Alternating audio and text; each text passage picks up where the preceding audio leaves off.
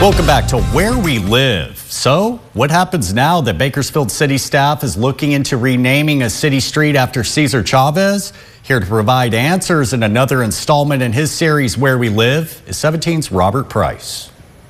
Some may have assumed that the hard part about naming a street after Cesar Chavez would be finding a consensus among the political officials. Well, it turns out the hard part might be just the nuts and bolts of what it takes to change a street name.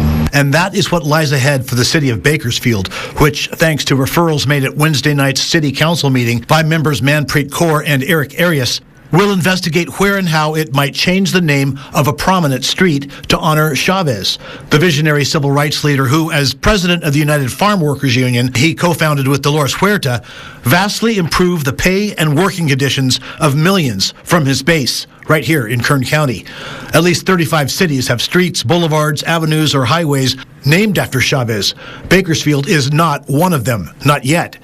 Andre Gonzalez's city council ward includes much of downtown Bakersfield, which is among the areas that might be considered. I would really like us to form a committee to help us inform in a very organized way what street we should choose. Some early possibilities informing the debate: South H Street, Q Street, R/S Street, and Panama Lane. Wherever, changing addresses won't be easy or cheap, but Gonzalez says he intends add a grant program to next year's city budget to repay property owners a portion of their costs.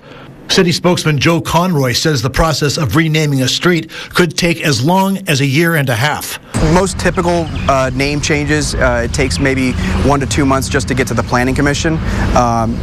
In this case, staff still needs to identify an appropriate street. They don't want a road that's tucked away somewhere that nobody's ever going to see. The long overdue change came about after Connie Perez Andreessen's husband, Joel, read her a newspaper column calling on the council to address the slight. She called Kaur and Arias, the youngest members of the 7-person city council, who are about the age Chavez and Huerta were when they started the UFW. Perez Andreessen shared the newspaper column with them, never expecting anything more to come of it. That would be, I think, a positive thing to be able to see the name Cesar Chavez Boulevard, Avenue, whatever it ends up being, off the 99, or when people are driving through, on their way to Northern California, that they could see that, oh, Kern County has a Cesar Chavez Street. First step in the process, a $1,500 application fee. Next step, approval by affected property owners, 50% plus 1. Final step, approval by the Planning Commission and ultimately the City Council. It's not like Bakersfield hasn't done this before. The city's main drag, Chester Avenue, should be J Street, owing to the fact that it lies between K and I Streets, but it's named for 19th century newspaper publisher Julius Chester. Pierce Road, named for 19th century landowner Charles Pierce, who once fancied himself founder of a town called Piercedale, is now famously Buck Owens Boulevard. Clay Patrick Farr Way, near the Northwest Promenade, honors the local soldier killed in 2006 in Operation Iraqi Freedom.